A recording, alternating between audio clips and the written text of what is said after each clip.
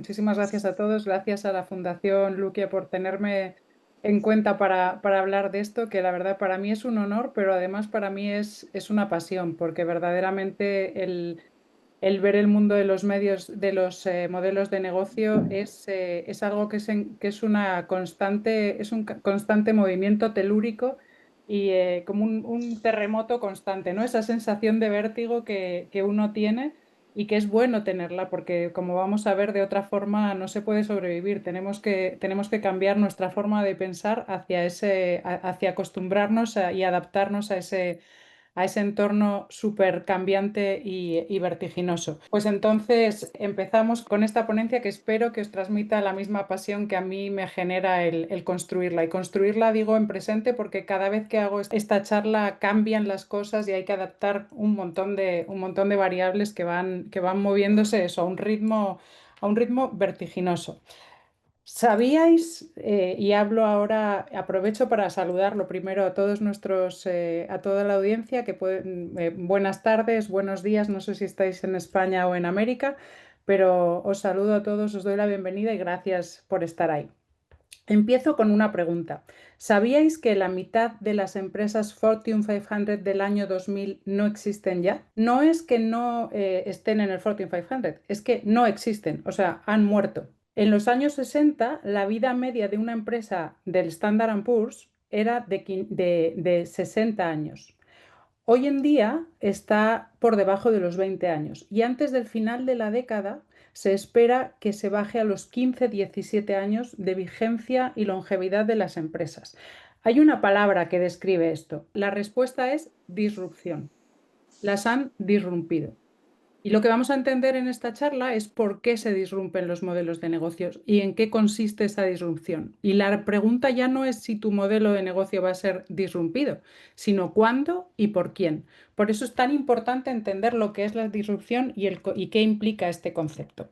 Así que sin más, vamos adelante. Simplemente os dejo ahí mis datos de contacto por si alguien necesita algo, también mi contacto en LinkedIn. Estaré encantadísima y agradecida de que me contactéis. Mi vida profesional pues tiene ya casi 30 años de antigüedad. He estado mi vida principalmente ha discurrido en banca internacional, muchos años en el Banco Santander. He vivido en Ecuador, en Chile, en México, en Londres, en España, con lo cual pues esto me ha dado una visión bastante amplia de cómo son los ecosistemas y de cómo es el cambio en los diferentes países. He tenido dos espacios diferentes a ese mundo bancario, uno que ha sido en IAG Loyalty, llevando también puestos globales o al menos regionales España y Latinoamérica. He fundado dos startups, la primera Car Dynamics, la segunda Smart Pulse, que es en la que actualmente ejerzo como CEO. Vamos a ver ahora, volviendo a este concepto de la disrupción. ¿Por qué ocurre esto? ¿Por qué se disrumpen las empresas de esta forma tan salvaje? Bueno, pues por esta frase, que parece una obviedad, pero la realidad es que esta frase, lo que antes cambiaba en 2000 años o en 2 millones de años, hoy en día cambia en 2 años. Y esa es la gran diferencia con lo que ocurría previamente. Y esto es la columna vertebral de toda la ponencia de hoy. Recordemos, lo único que no cambia es que todo cambia. Y este cambio ejercido en plazos, en periodos tan cortos, lo que hace también es acortar nuestra ventaja estratégica, de forma que no se puede mantener el liderazgo. El liderazgo es algo que es muy, muy, muy transitorio y va a venir alguien que lo va a hacer mejor que nosotros y que por tanto nos va a disrumpir. Por eso es que tenemos que verlo venir antes de que venga y veremos por qué es complicado eso. Cuando estos cambios se producen en periodos tan cortos, a mí me emulan a una ola y esa ola lo que tenemos que hacer es surfearla o incluso provocarla, pero nunca dejarnos tragar por ella. Os voy a poner para empezar un vídeo que no sé si habréis visto, pero quiero que lo veáis. No os preocupéis, está en inglés, le voy a poner subtítulos, pero no os preocupéis de los textos porque lo que me importa es el concepto. Vamos a echarle un vistazo. Did you ever wonder how Toys R Us and Geoffrey the Giraffe came to be?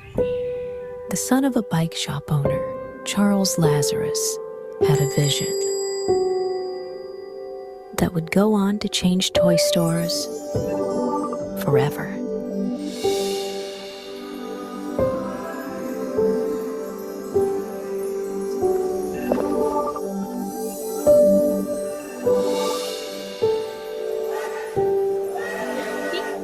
The greatest toy store there is. I don't wanna grow up, 'cause maybe if I did, I wouldn't be a Toys R Us kid.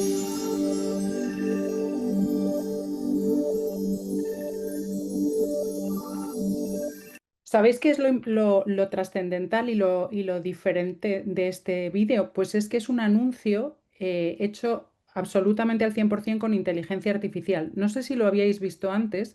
Este anuncio se crea en junio del año 24. No existe el niño, no existen los juguetes, no existe nada y solamente se ha creado sin ningún tipo de animación, solamente con LLMs, o sea, con prompts escritos que se traducen a vídeos.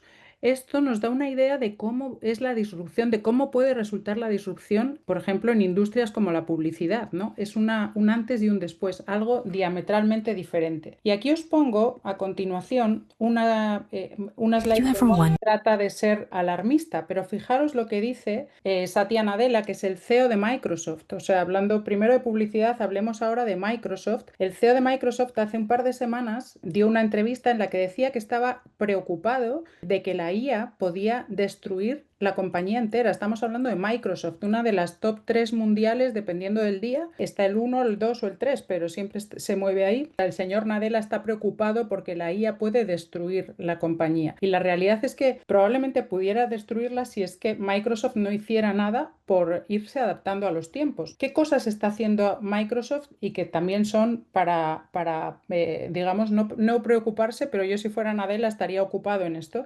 Han hecho una inversión de 80 billones en inteligencia artificial este año, que se dice pronto, en Microsoft. Han despedido a 15.000 personas. Esto, como veis, los layoffs es algo que se está produciendo en todas las empresas de tecnología. Amazon también está despidiendo a 14.000.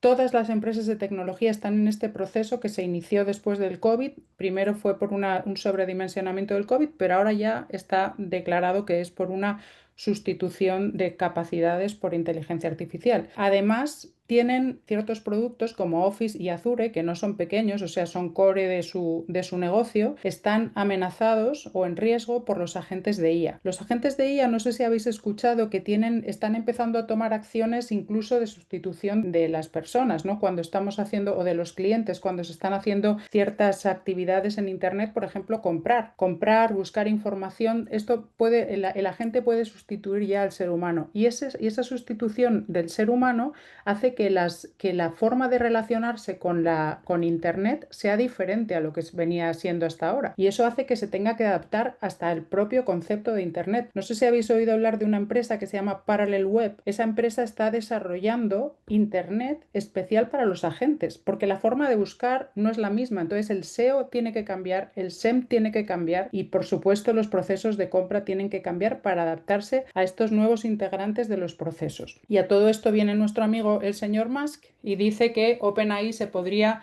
comer a Microsoft de forma completa. La realidad es que el tercero en discordia nos viene a arreglar la cosa si es que no entendíamos ya suficiente.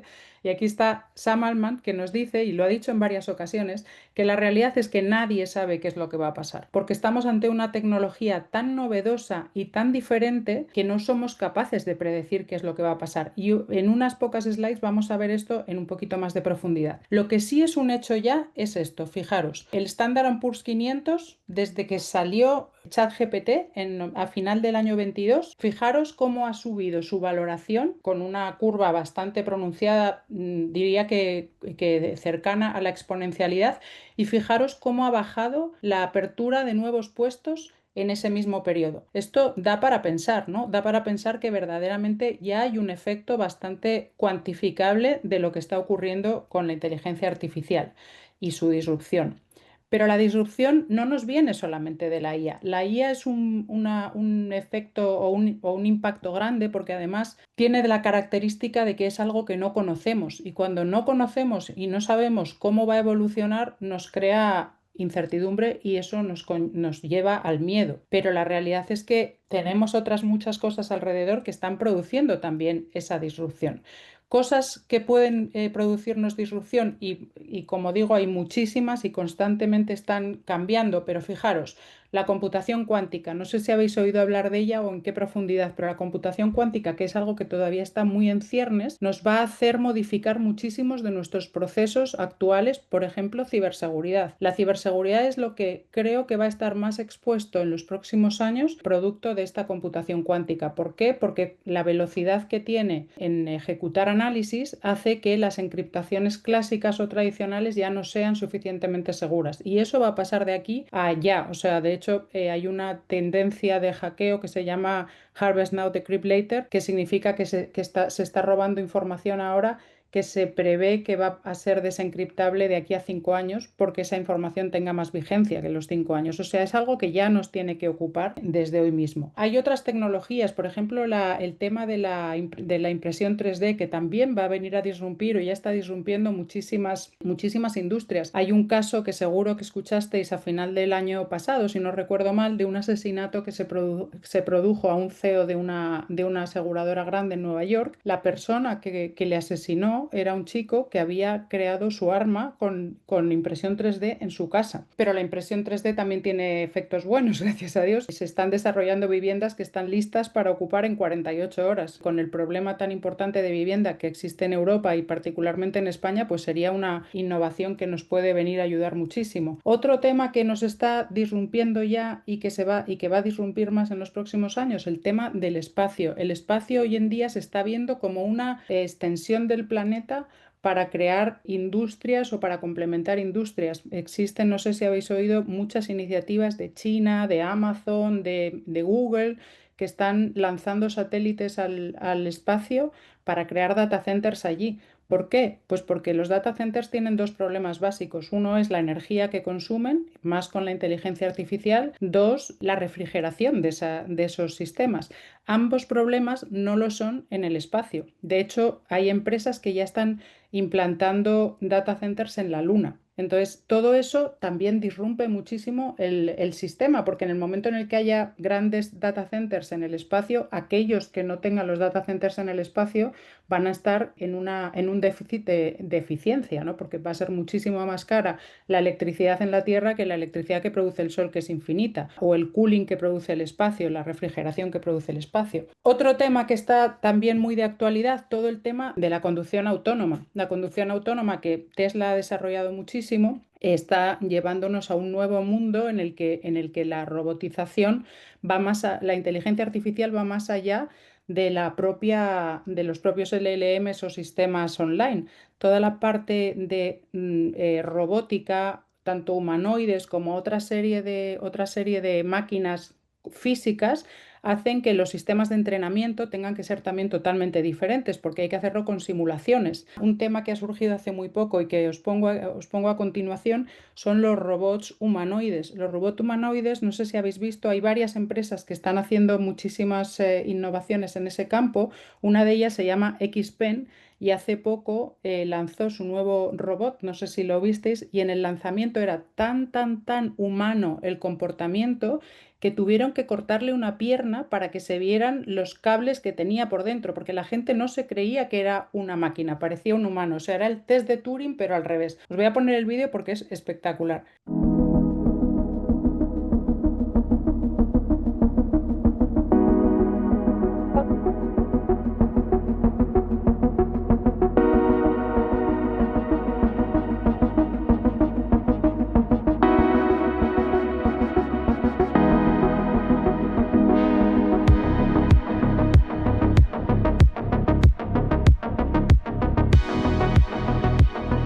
This is XPeng New Gen Iron. 让我非常的感慨啊！ Fijaros cómo es el robot, pero es que fijaros cuando le cortan la pierna lo que hace el robot.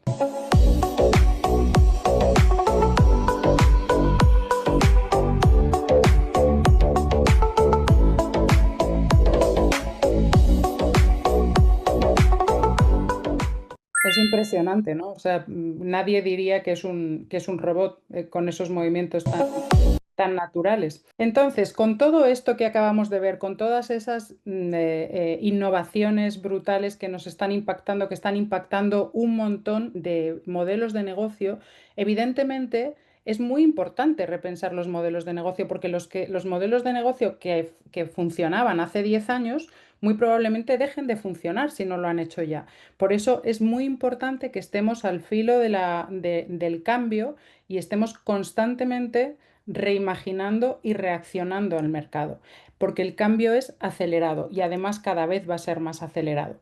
Lo importante es que todo esto que hemos visto no es solo tecnología. La tecnología es la base y es muy importante, porque obtener un valor real de la tecnología, de la inteligencia artificial o de cualquier otra cosa es importante, pero se hace a través de la transformación, de nuestra transformación de mentalidad, porque si no, no vamos a aprovechar ese beneficio que nos trae la tecnología.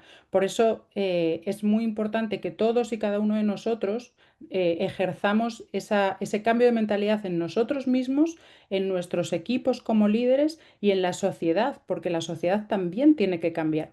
Por eso es esencial que avancemos en el entendimiento de esto y ahora veremos en cómo debemos pensar, con qué mentalidad debemos pensar como líderes. Y aquí os hago una pregunta. ¿Por qué se acelera tanto el cambio y por tanto el mundo? Esto se produce por dos causas concretas. Hay dos causas que combinadas generan esta aceleración.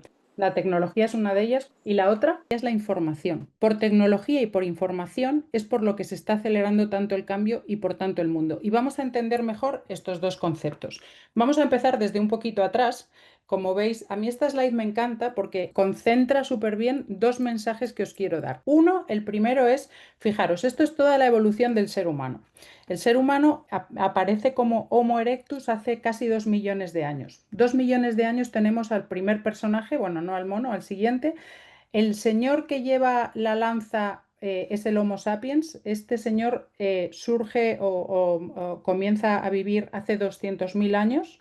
La agricultura, la revolución agrícola ocurre hace solo 12.000 años, la revolución industrial hace 250 años y el ordenador y toda la computación digital aparece hace alrededor de 70, 80 años.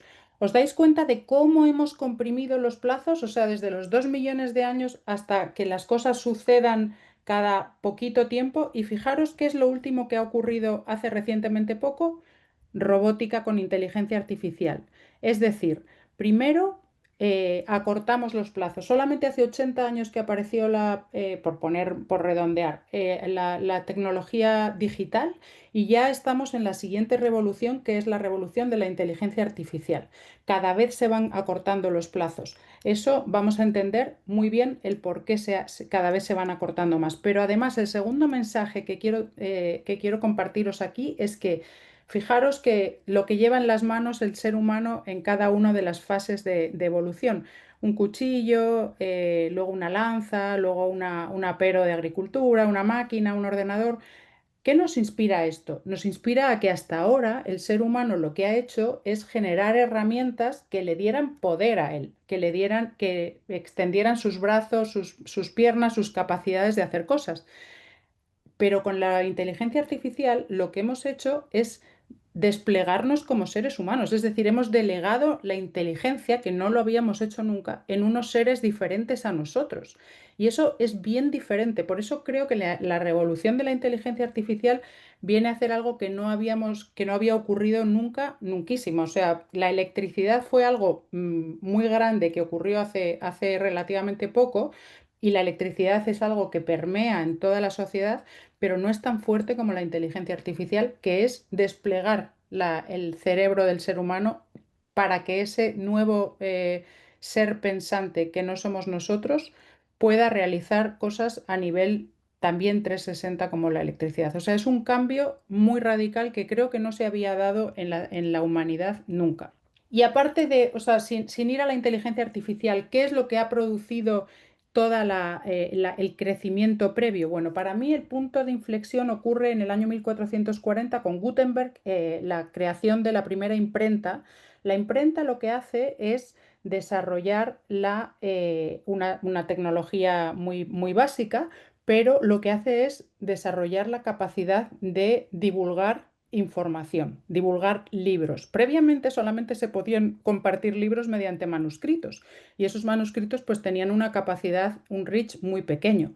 Lo que ocurre con la imprenta es que esa divulgación se amplía muchísimo y lo que viene de la divulgación de la información es la democratización del conocimiento, la educación de las civilizaciones. Y cuando educas civilizaciones, el progreso es mucho más rápido porque tenemos más mentes pensantes. Por tanto, el primer momento disruptivo que creo que existe en el mundo de la tecnología más la información es en la creación de la imprenta. El segundo ocurre con la revolución industrial. ¿Por qué? Porque generamos más máquinas que nos dan más poder al ser humano y que nos multiplican y generan más capacidad de desarrollar acciones. También ayudan a generar mayor información y a divulgar esa información. Esto, la realidad es que ocurre, fijaros, antes de que se inventara el circuito cerrado de electricidad, que ocurre en 1879 con Edison, con lo cual lo que ocurre en el momento en el que Edison implanta la electricidad es que ya todo esto se puede amplificar y se puede tecnificar muchísimo más. Y ahí es donde en el año 1936 surge la revolución digital con el código binario de Turing. Ese código binario lo que hace es expandir la capacidad computacional y empezamos a ver la era de los computadores, que en un primer momento ocupaban 3 habitaciones, solamente las podían utilizar los estados, los gobiernos, porque costaban muchos millones de dólares y los utilizaban científicos. Y de ahí empezamos a generar otros ordenadores como los ordenadores personales, los móviles, que divulgan, democratizan esa digitalización. Y ahí es cuando surge la inteligencia artificial democratizada, que divulga más aún la información. Y ahora viene la computación cuántica, que todavía no ha asomado prácticamente la nariz, pero ya está generando bastante disrupción y lo que está por venir. Si pasamos esto a una curva, la vemos así. Fijaros, lo primero que ocurre es la imprenta en esta curva, año 1440, y como veis, esto tiene un crecimiento lineal. Aquí tenemos toda la parte de los años 1700, 1800, toda la parte de la revolución industrial, pero fijaros cuando empieza la verticalización de la curva. La verticalización de la curva, que ahora vamos a ver, se emula al crecimiento exponencial. Ocurre cuando surgen los microprocesadores. Los microprocesadores son los elementos básicos de la computación digital, que los creó Intel en el año 1960, aproximadamente en la década de los 60, y ahí ya empieza a verticalizarse la curva con una serie de invenciones. Creo que esta curva incluso podría estar más verticalizada aún desde el momento en el que surge Internet.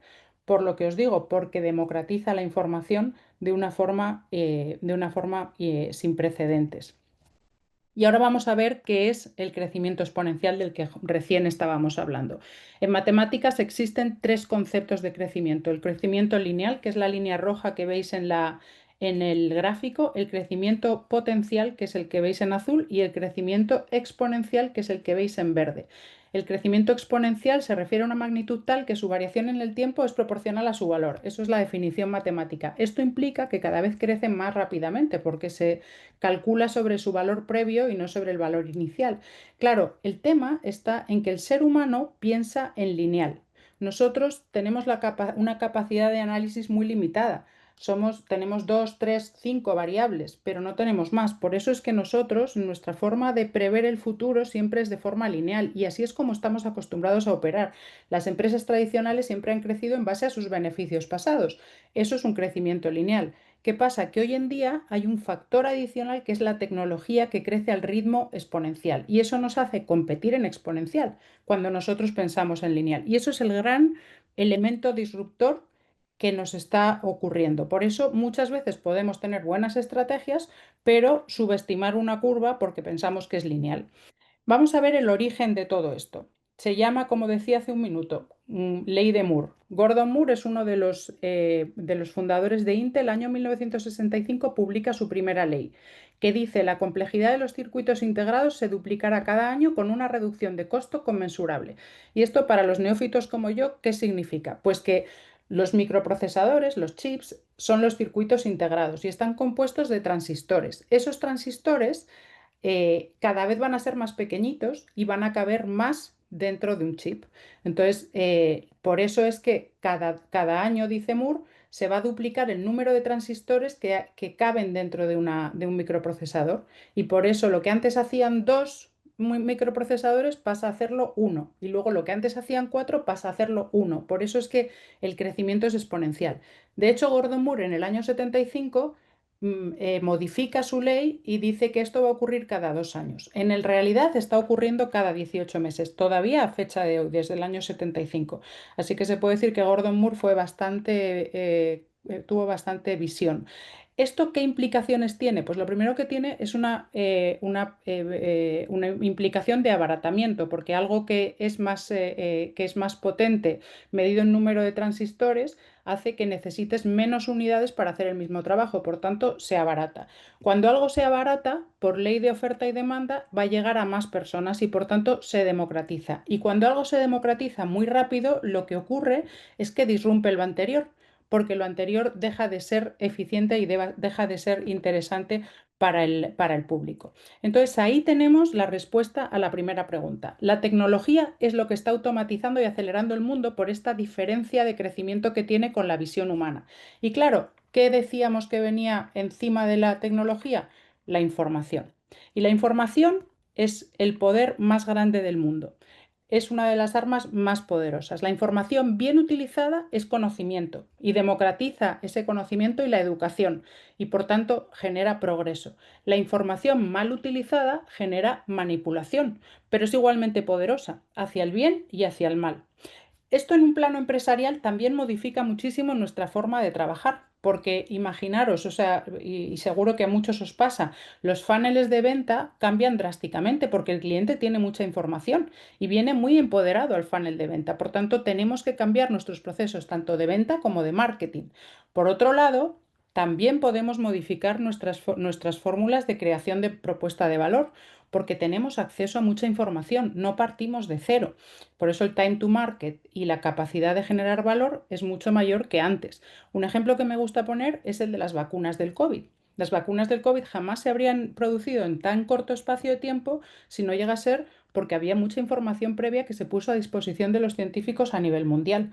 Y eso es lo que generó una rapidez. Por eso la abundancia de esta información hace que haya un círculo virtuoso evolutivo con un ritmo exponencial. Ahora bien, este círculo puede no ser virtuoso y ser un círculo vicioso si lo que se genera es manipulación. Y sabéis que hay un tema con las redes sociales, con los fake news, con el populismo, etcétera, que también viene producido por ese poder de la información. Bien, y llegado a este punto, voy a hacer una reflexión sobre la tecnología. La tecnología, con este crecimiento exponencial, lo que hace es generar abundancia. Y abundancia es algo que el ser humano no está acostumbrado a manejar, porque desde siempre ha tenido que buscar pues alimentos, techo y demás de forma escasa. En el plano empresarial también tenemos esa escasez bien grabada en nuestro ADN y lo que hacen los empresarios, las industrias, es generar una serie de productos limitados y generar el deseo del cliente para obtener esos productos. Así es como definía el marketing Kotler originalmente, ¿no? La realidad es que para gestionar ese mundo de escasez teníamos una serie de ventajas competitivas, una estructura muy sólida, una eficiencia férrea, procesos muy consolidados. Bien, todo eso a fecha de hoy puede resultar demasiado rígido y puede derivar en una desventaja competitiva. ¿Por qué? Porque al tener la tecnología tan abundante, yo puedo acceder a la misma tecnología que un gran banco, porque realmente la tecnología está a la mano de todo el mundo, solamente tienes que saber utilizarla y muchas veces hasta de forma gratuita o a unos costes muy bajos, ¿no? Por eso la nueva regla del juego viene más dada por la velocidad exponencial, por la incertidumbre como norma y esos dos atributos nos obligan a que tengamos una capacidad de adaptación radical, porque si no, no podemos sobrevivir. Por eso, la primera conclusión es que no solo es que las máquinas cada vez sean más potentes, sino que cada vez hay más para todos, porque todos podemos acceder a esas máquinas de una forma muy rápida. Bien, llegado a este punto, que espero que ya nos haya generado ese ambiente de vértigo, voy a entrar en la lógica de la disrupción. Antes de entrar puramente en la lógica de la disrupción o qué es disrumpir, quiero dejar claros tres conceptos, porque hay muchas veces que confundimos estos tres conceptos. El concepto de desarrollo, que también estaban surgiendo al principio cuando os he hecho la pregunta sobre la disrupción, el concepto de desarrollo, el concepto de innovación y el concepto de disrupción. El desarrollo se refiere a la continuación. Crea y mejora productos existentes en base a experiencia previa. Y con eso vamos a satisfacer, vamos a perfeccionar, vamos a optimizar los productos que ya existen para darle una mejor calidad, una mejor eficiencia, más sofisticación, lo que sea. Eso es desarrollo. Cuando hablamos de innovación, la innovación es algo un poquito más ambicioso y amplio, porque estamos mejorando y aquí sí que se está creando un producto nuevo o soluciones nuevas para mejorar el valor que estamos ofreciendo a nuestro cliente de una forma significativa. Ahora bien, la disrupción es algo más. Tenemos que mejorar, tenemos que crearnos nuevos productos, pero la realidad es que la disrupción altera las normas del juego, altera el mercado. ¿Por qué? Porque la solución mejora tantísimo la resolución de los dolores del cliente que lo que está haciendo es que el resto que no adopta esa fórmula se muere. Se muere, o sea, no hay lugar para él. Y por eso es que la disrupción ha hecho que se mueran muchas empresas, porque no han sabido adaptarse, porque no han sabido ver esa alteración que les venía en el mercado, que era tan fuerte que no pudieron sobrevivir a ella. De hecho, este año se ha dado el Premio Nobel de Economía a tres economistas, que luego vamos a ver un poquito más en detalle, que tienen un concepto para la disrupción que a mí me encanta, que es la destrucción creativa. Realmente, para crear hay que destruir muchas veces cosas nuevas, cosas previas, perdón.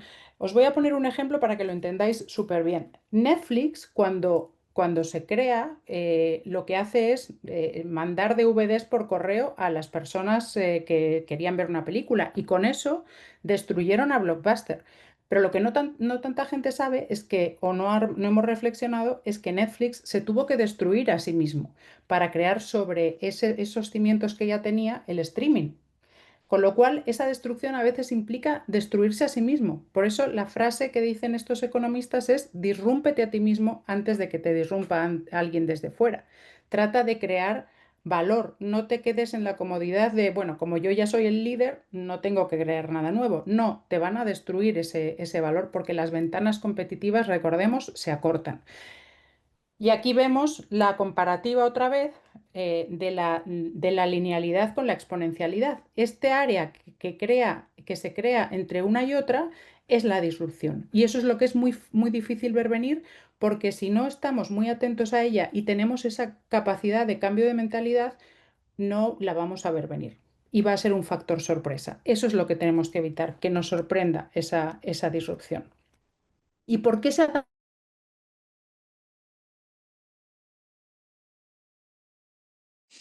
Se te fue el audio, María. No sé si es porque hay algo en el mute o No, algo, o al menos no he me pasa a tocado mí. nada. Ahora A está, ver, perfecto, ¿sí? listo. Vale, Sí, fenomenal. perdón.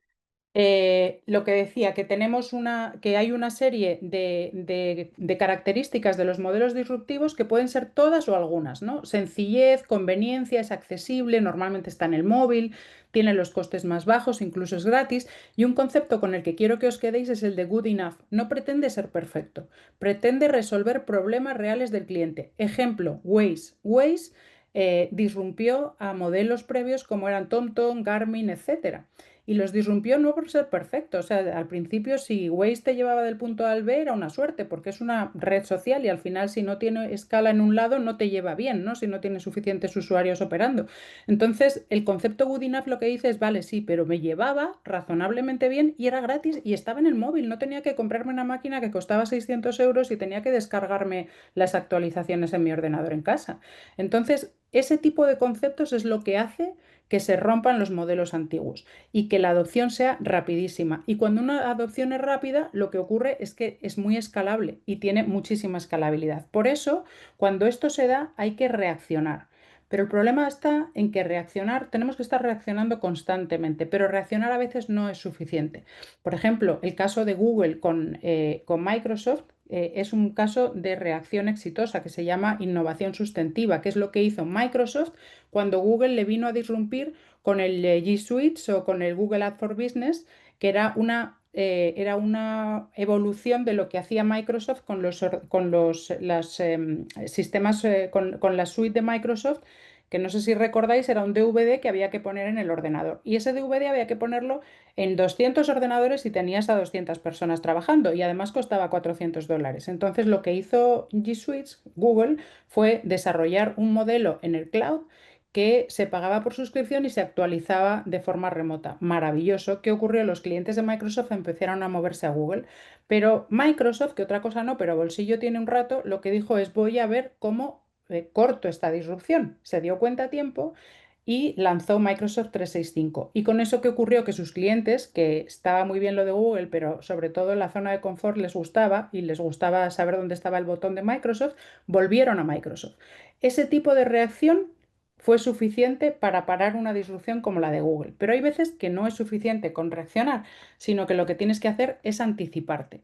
Y este es un caso de Henry Ford cuando lanzó su cadena de producción de los coches, de los primeros coches, que dijo, si hubiera preguntado a mis clientes qué querían, me habrían dicho que querían caballos más rápidos. O sea que anticiparse, también siendo mucho más difícil, es importante, sobre todo cuando no tenemos el bolsillo y las capacidades de reacción de Amazon. Y aquí os comento sobre el Premio Nobel de Economía muy rápido, que son estos tres economistas, Moky, Ragione y Howitt, que les han reconocido este año sobre este tema que os cuento. Lo que han escrito es un trabajo sobre la disrupción. Y lo que dicen, os pongo aquí un resumen súper resumido, pero lo que dicen es que la innovación tecnológica, es decir, la tecnología y su capacidad de crecimiento exponencial, ha sido la fuerza motriz de crecimiento económico sostenido en los últimos 2 siglos, cuando anteriormente la norma histórica era el estancamiento.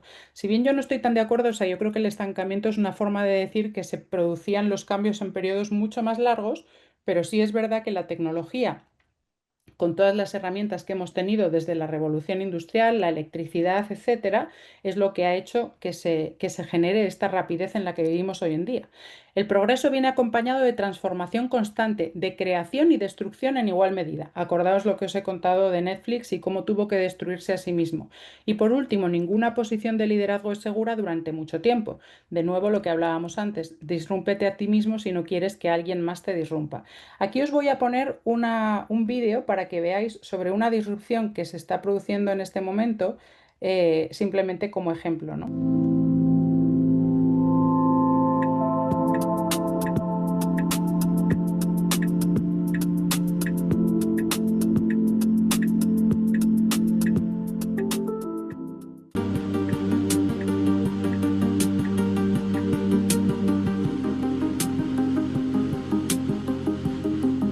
Welcome to your new Tesla. Wow.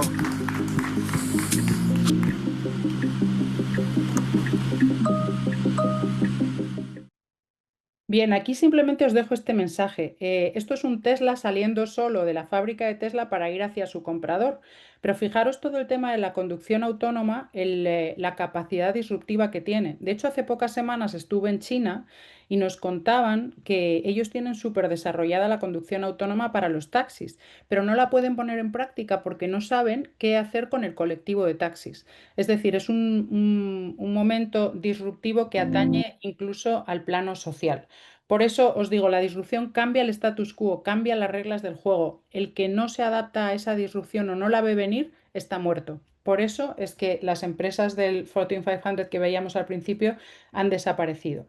¿Y cuál es la representación más generalizada de un modelo de negocio? Bueno, seguro que todos lo sabéis, es el Business Model Canvas, no me voy a parar mucho aquí, pero este Business Model Canvas lo que me viene a reflejar y a darme paso es al siguiente concepto, que disrumpir no es más allá de cambiar una o varias cajas del Business Model Canvas. No hace falta reinventar la rueda muchas veces, sino que con cambiar una caja, cambiar la forma en la que entregas valor a tu cliente muchas veces ya vale.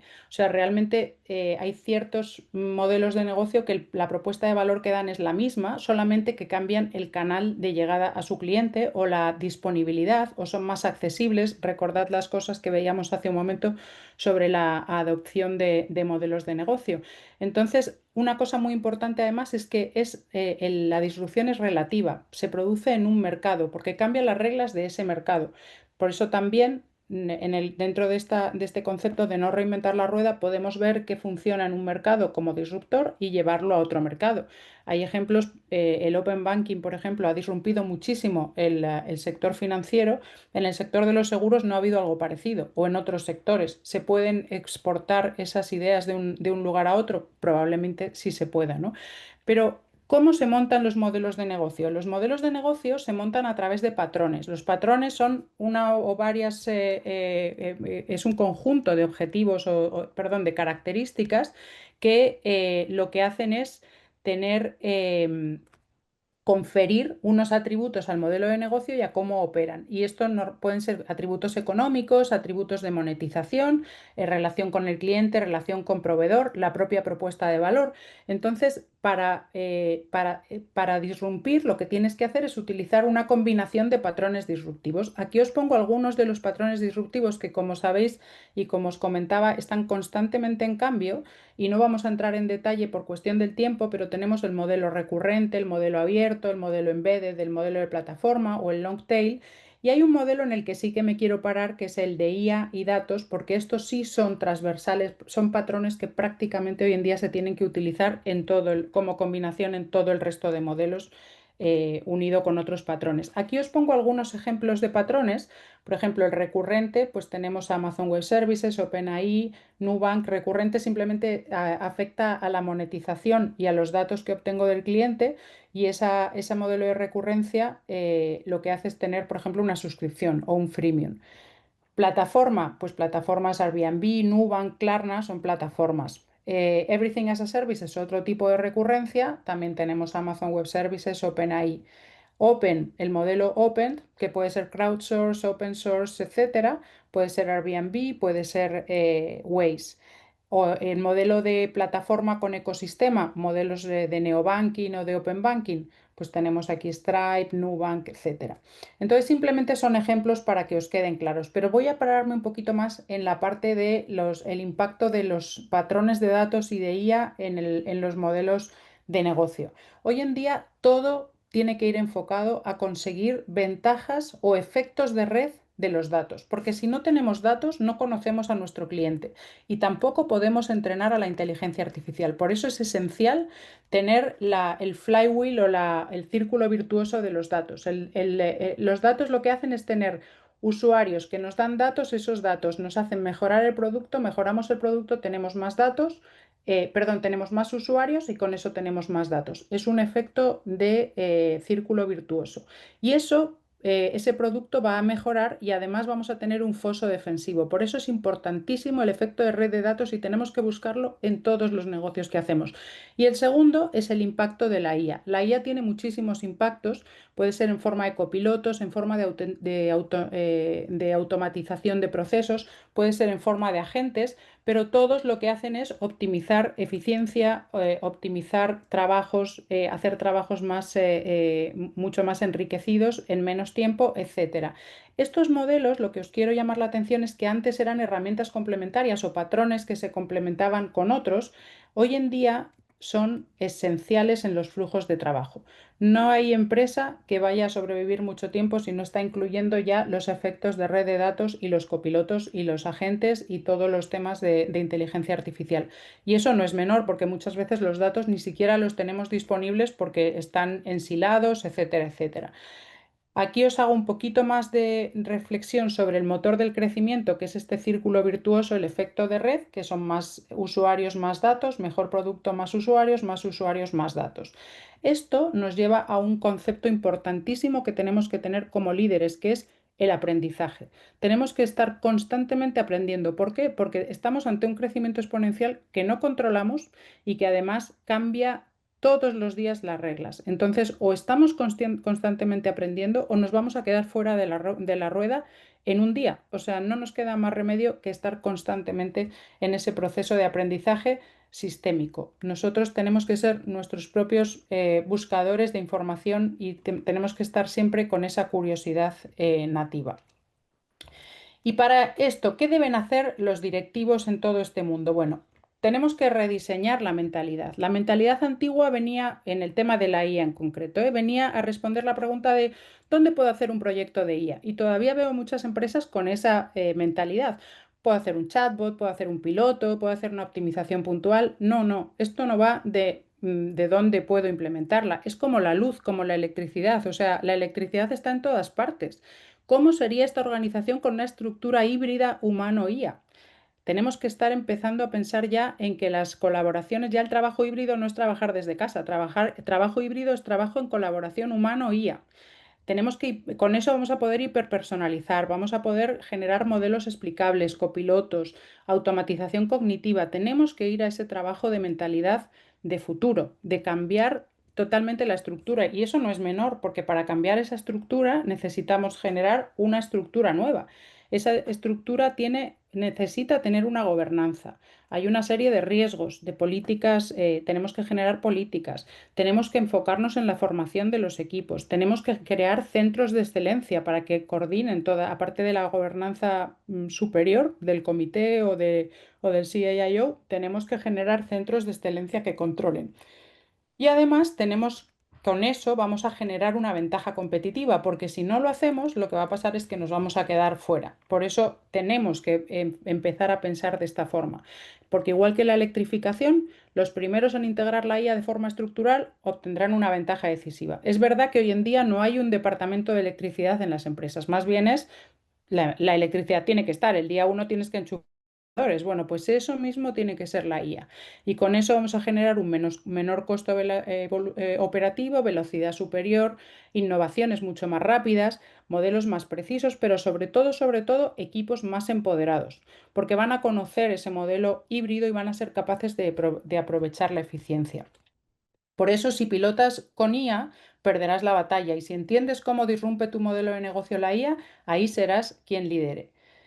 Y os doy un pequeño barniz de cómo son las empresas que navegan esta realidad. Se llaman EXOs, son Exponential Organizations. Esta definición de Exponential Organization está desarrollada por Peter Diamandis, que es uno de los fundadores de Singularity University. Tiene un libro que os invito a leer que se llama Exponential Organizations.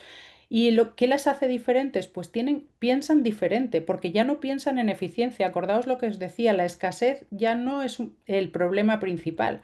El problema principal es la exponencialidad y la disrupción que genera. Por eso tenemos que pensar como organización exponencial, al menos en los ámbitos en los que sea posible. ¿Qué es una organización exponencial? Bueno, es una organización aquella cuyo impacto es 10 veces mayor que sus peers. Eso significa que genera muchísimos más ahorros o muchísimas más ganancias, básicamente. Y eso lo hace porque utiliza las tecnologías exponenciales de una forma eficiente. Usa tecnologías, como digo, y organización en redes. La organización es fundamental en las estructuras. Tiene un crecimiento disruptivo, flexible y altamente escalable. Y además, una cosa que es esencial es que tiene un propósito transformador. Propósito transformador se llama Massive Transformative Purpose y lo que viene a decir es que piensas en muy grande, piensas en una transformación de la humanidad. Ahora os voy a enseñar algunos ejemplos para que lo entendáis bien. Antes veamos cuáles son los atributos de estas EXOs. Estas EXOs se basan en esa abundancia de la tecnología. Entonces tiene una serie de atributos externos que vais a la derecha de la slide y otros internos que veis a la izquierda. Los externos son staff on demand porque son empresas sobre todo muy lean, es decir, no tienen muchas capacidades internas, subcontratan todo lo que se puede, tienen staff on demand, trabajan con comunidades de clientes, con crowd sources para lo mismo, para aligerar estructuras, trabajan con algoritmos para ser capaces de absorber los datos del mercado, trabajan con assets de fuera, con activos de fuera que no tienen, sino que contratan y buscan el engagement del cliente, que eso es esencial para que tu cliente sea tu propio embajador. Con eso lo que hacen es capturar la abundancia del mercado. Y por otro lado, a la interna, utilizan interfaces para ser capaces de digerir todo lo que les está viniendo del mercado, dashboards para trabajar los datos y para ser capaces de operarlos. Son empresas que se basan en experimentación. Piensa en pequeño, escala en grande, solamente escalas aquello que funciona, de esa forma fallas barato. Tienen unos sistemas de redes en la organización interna que dan autonomía para poder tomar decisiones rápidas y además tienen herramientas que socializan para que se puedan transmitir internamente los valores de forma muy rápida y se aproveche ese conocimiento y ese aprendizaje a nivel empresarial. Y con eso lo que hacen es gestionar esa abundancia hacia adentro, se benefician de ella. Rasgos comunes, pues las empresas EXOs tienen escalabilidad rápida, tienen muy pocos activos físicos, como os digo, son empresas muy lean, tienen comunidad y colaboración masiva, lo mismo, por el mismo motivo, para evitar tener infraestructuras pesadas, toman decisiones basadas en algoritmos, no decisiones gratuitas, tienen mucho nivel de adaptabilidad por la estructura que tienen, porque son estructuras lean que además tienen equipos muy autónomos internos y tienen el engagement de sus clientes para tener embajadores en lugar de usuarios. Claro, esto está muy bien, pero para una empresa tradicional, ¿es posible transformarse en EXO? Pues sí, sí es posible.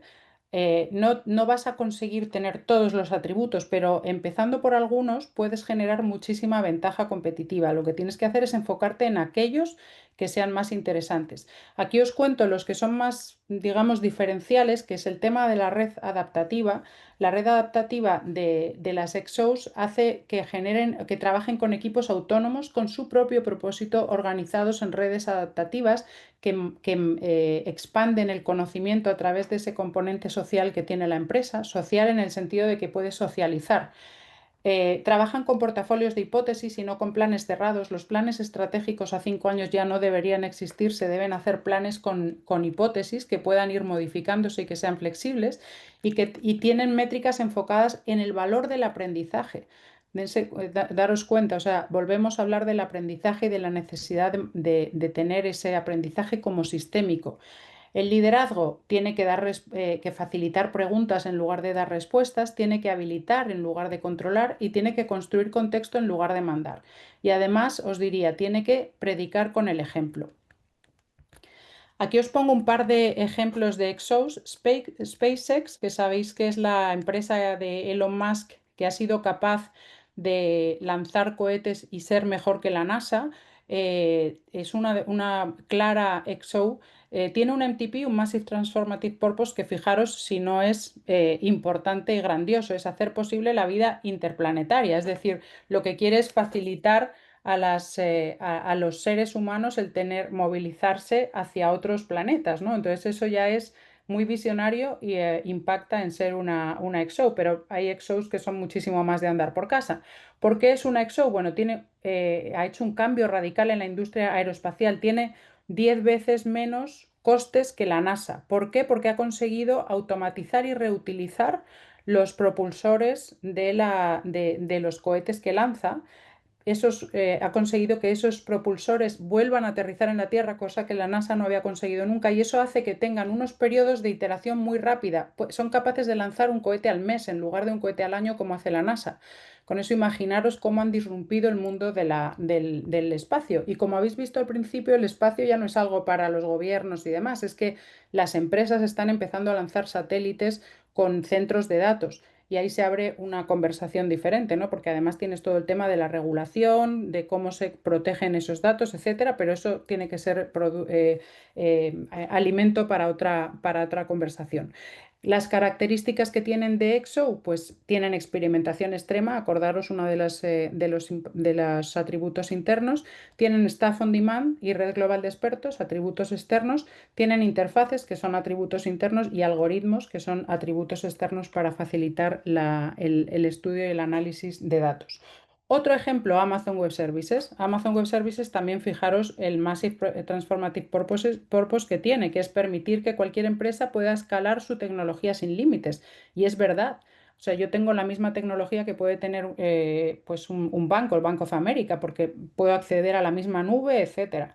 Entonces, lo que permite eso es una escalabilidad radical lo que ha hecho Amazon es de la necesidad virtud, o sea, ellos tenían una necesidad interna grande para ciertos momentos puntuales, lo que hicieron fue aprovechar eso para que lo pudieran utilizar el resto de las empresas y tiene un modelo as a service que no necesita infraestructura, no necesita nada, es un modelo recurrente que ofrece el servicio sin ser propietario de él. Las características EXO, pues se utiliza Leverage Assets porque son externos, la combinación interfaces y dashboard que son internos y los algoritmos para optimización también, como veis, los datos es la herramienta y la savia que tiene que tener toda empresa.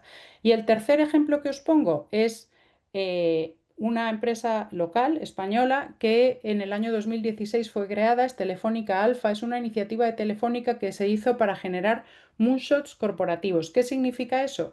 Pues lanzamientos de pequeñas empresas que funcionaran se pudieran escalar. Entonces era como una especie de incubadora que después podía escalar las iniciativas que eran exitosas. Entonces el propósito, mejorar radicalmente la vida de 1.000 millones de personas. Bastante MTP.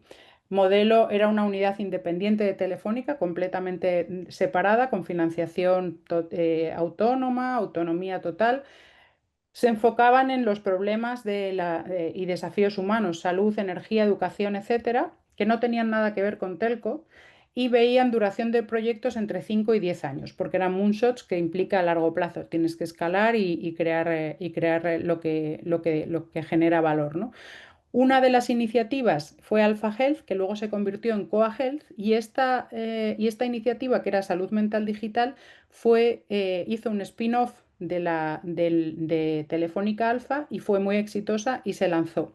Ahora, el problema que tuvo Telefónica es que en el año 21 internalizaron esta unidad dentro de Telefónica y eso hizo que se perdiera esa genuinidad que tenía, ya no tenía su propio propósito, ya no tenía autonomía, ya no tenía presupuesto. Y eso fue lo que de alguna forma se lo comió. Una cosa importante es que los modelos disruptivos es esencial que se mantengan independientes, porque si no, el día a día de una empresa tradicional tiende a comérselos.